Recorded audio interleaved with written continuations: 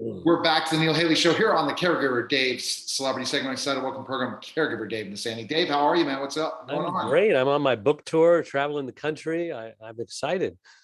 It's always exciting. Our guest today is an author, Michele Chynoweth, and she's going to talk about something that's really a hot topic, and that's Roe v. Wade. Michele, thanks for stopping by. How are you? Thanks for having me, Neil. I'm doing wonderful. And that probably, based on, we're going to learn more about your stance on this, was a not life-changing, but like biggest news in a long time, especially if you're on either side, especially if you're an activist on either side. Wouldn't you agree, Michele? I would agree. And I had this novel in the works, and then the leak happened right before I got published, and it was like perfect timing.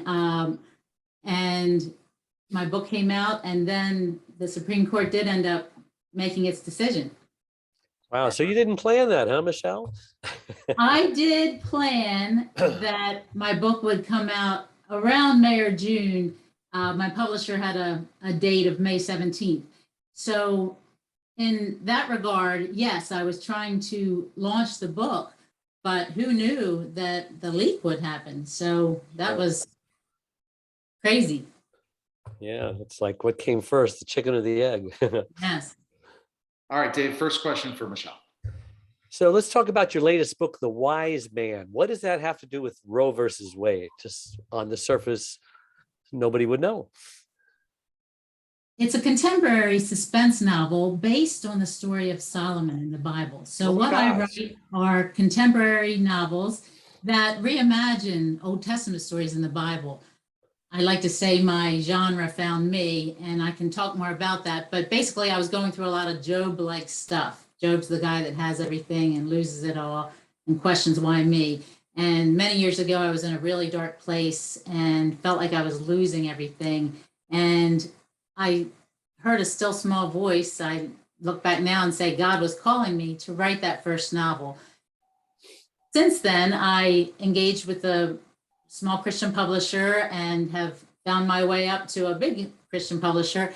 And they were starting a line of reimagining Bible stories in a modern day way. I call it edgy Christian fiction or edgy inspirational fiction. So that led me to write then 4 more. And then my 5th novel, I decided to reimagine the story of Solomon in a contemporary setting with a contemporary character. And I made my main character a Supreme Court justice. And a friend gave me the idea to, how Solomon decides between the 2 women fighting over the baby, to base that on 2 women that fight over custody of a child born live out of a failed abortion. And that led me to look at the whole Roe v. Wade in the headlines issue. And I tied it all together, and it came out as my novel, The Wise Man. Wow, what a coincidence. My book is also about King Solomon's life and the Proverbs, and I put that story of the 2 babies in there. We're going to have to read each other's books. And absolutely. That's the universe bringing everyone together, Dave. You never know how these things happen. Exactly. So I'm going to go, Michele, just based on that, as you talked about before, you are a book coach, you help people write books and things like that. Are you ever concerned, especially when you really write about what you really feel about, when you talk about your customers and being a business owner, especially speaking about a subject like as very controversial as Roe v. Wade? I do. I try not to, I try to stay open, and my books are universal. They just don't reach the Christian audience. That's why I say they're edgy, and they do fill that gap between the secular and Christian worlds. I like to say, we don't need to preach to the choir, and we need to reach people with God's message that may not otherwise hear it. So that's why I decided to stick to the Old Testament stories, which are somewhat hard to comprehend, and reimagine those. As far as book coaching and helping other writers, so I teach a master class, I provide personal coaching and editing. I am open to all genres. Now, I would not take on something X-rated, let's just say, because I don't believe, not that I just don't believe that is a reflection of my values. And so I would take on clean fiction or nonfiction. And there's a lot out there that have powerful messages.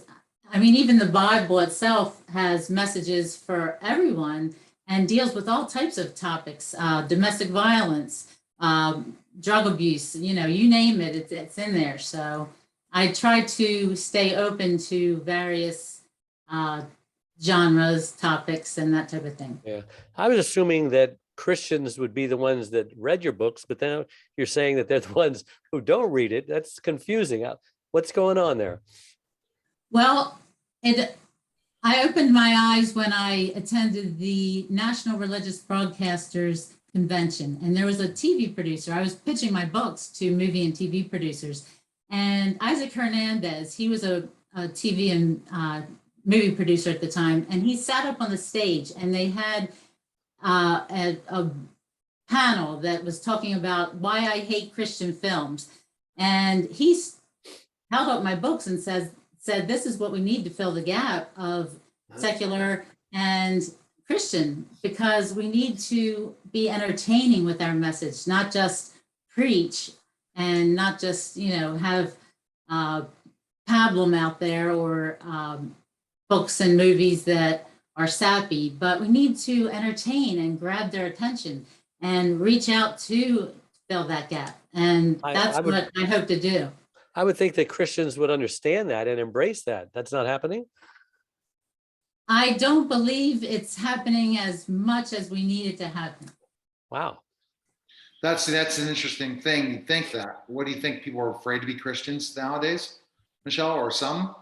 I think some are. I think some are afraid to take a stand. And I just want to say this. So I was also facing that fear in writing this latest book, which turn off half your audience. The justice does, the main character based on Solomon does debate the whole Roe v. Wade issue in a fictional way, but much like the case they just heard, I thought about that, and I got an endorsement from Kirk Cameron, who was the speaker at the Right to Life this year, the March for Life, and also, pretty out there activist as well as a famous actor. And I thought about that, and my publisher actually said, you may alienate half your readers. And I put his endorsement on the back cover anyway, because I said, it's time to take a stand. Yeah. Especially when it comes to wisdom. I didn't go out to initially write a faith-based book myself. I didn't want that. But how do you talk about wisdom without bringing in faith and God and the Bible and Solomon and all of that stuff? It's almost impossible. Absolutely. Yeah. And the impossibility is the process. So what has been the feedback so far of your book? People have said about it. Mm-hmm. So I'd say 9 out of 10 or 99 out of 100 actually, reviewers and feedback has been very positive. I have had one or two saying, Kirk Cameron, not for me, or, Christian fiction, not for me. And the pro-choice, in favor of pro-choice people are not thrilled with the outcome of Roe v. Wade, obviously. Sure. I went down to DC actually recently, and I saw the protests going on. And so, you take that risk of losing some of those people, but you gain the favor of those that are, pro-life. Yeah. So you have a Christian publisher. Are you saying that a lot of Christians aren't reading a book published by a major Christian publisher? I would say some are not. Now, some might think Christian fiction is just that Amish Christian fiction that falls in that, sappy I mean, no offense against Amish Christian fiction, there is a market for that. But again, feel that we need to reach out with mainstream. So my books are suspense with a little romance that, don't necessarily need to have, foul language in it, or they have violence, but not excessive, gory violence. And they do have sex in them. Don't need to have graphic sex. So it's all on how you write it. And I tell my writing students that as well. And again, I teach Christian, non-Christian alike. Mm-hmm.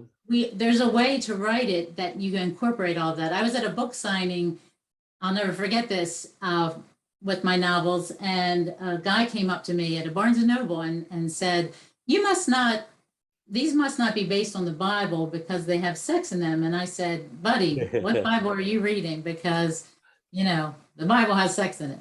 So you do have some alienation from, well, if Kurt Cameron endorsed your book, then his audience should be your audience then, right? Or you're thinking, especially if you get it out there right. Absolutely. Yes. It's all about how you get it across.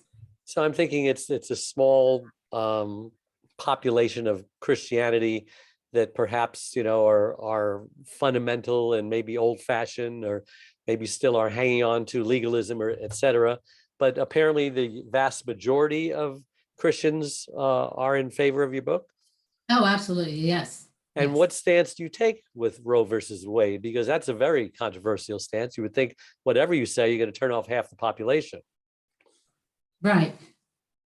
Again, my latest novel, it's not just about Roe v. Wade, by the way. That is a court case in the novel, but it looks at a bigger picture of God's message. What does it profit a man to gain the world and lose his soul? So the character does go on from, being the swing vote on the Supreme Court in this particular case to becoming very wealthy. People look to him. He made this major decision, and he starts to actually become a pastor and open up a whole tourism virtual reality church on an island. And one thing, goes into another, and he becomes very wealthy based on his wisdom. But that brings its own set of problems for him. And he, we all know Solomon loved women. So he, he becomes somewhat of a womanizer. Down the same road, so to speak. Yes. Gives into some of those 7 deadly sins.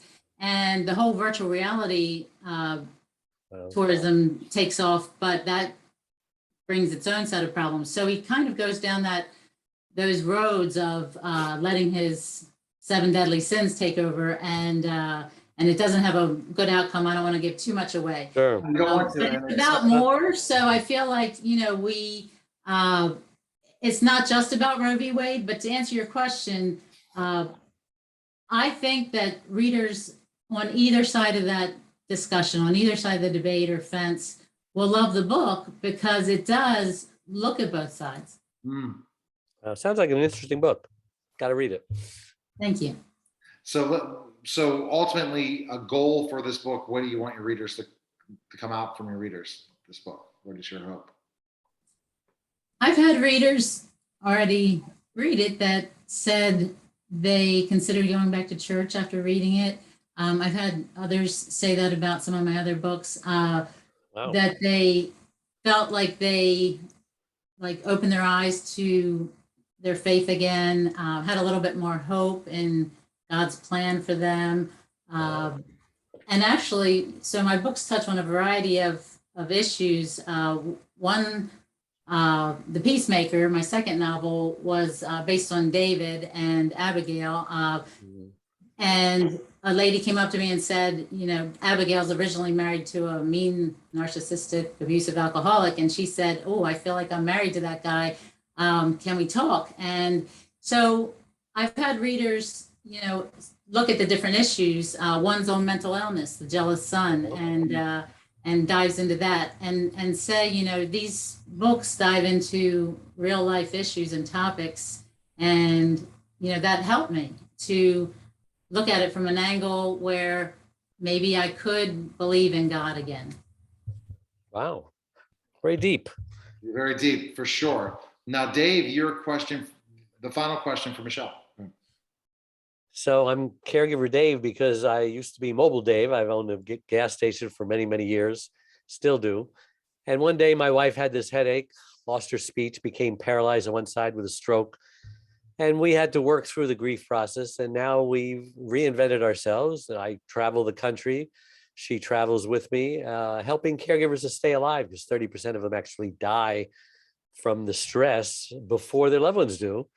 And so here we are. I've written 4 books. I've been on 53 TV programs, spoken prestigious stages all across the country. My question to you, Michele, is how has caregiving touched your life? Because I started a website, caregiverdave.com, just helping people to understand that you're either going to become a caregiver or you're going to need a caregiver. It's inevitable. And now's the time to start preparing for that. My parents are elderly, and my mother wouldn't want to hear me say that. My father is suffering from pancreatic cancer, and I've seen their caregiver journey and been a little bit of a part of that. I live a distance away, but I try to help out when I can. And kudos to you, Dave, and your wife. That is huge. Just a little bit about me, I guess, and the way I care for others.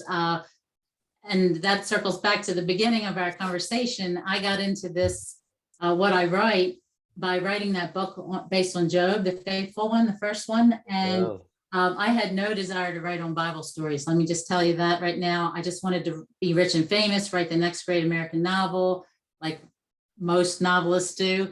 And I was in a really dark place. I was losing my marriage. I was losing my business, which was an ad agency in the recession of the 90s. I felt like I was losing my kids who were becoming teenagers, and I was losing my health through the disease of alcoholism. And just like Job, God brought me through all of that. It took me 8 years to write that first novel, and it was, painful, but a process, and brought me out through the other side. Now I'm happily married. We have a blended family of 5 adult children, and a good relationship with all of them. I am now living my dream of being a full-time author, speaker, and book coach. And I just celebrated 18 years in recovery. So I am helping others in that recovery journey. I don't have time to go into all those details, but I try to pay it forward. And that's how God called me, I feel, to write in this genre. I wasn't a big Bible reader, and I had fallen away from the church at the time. I was angry at God for all of that.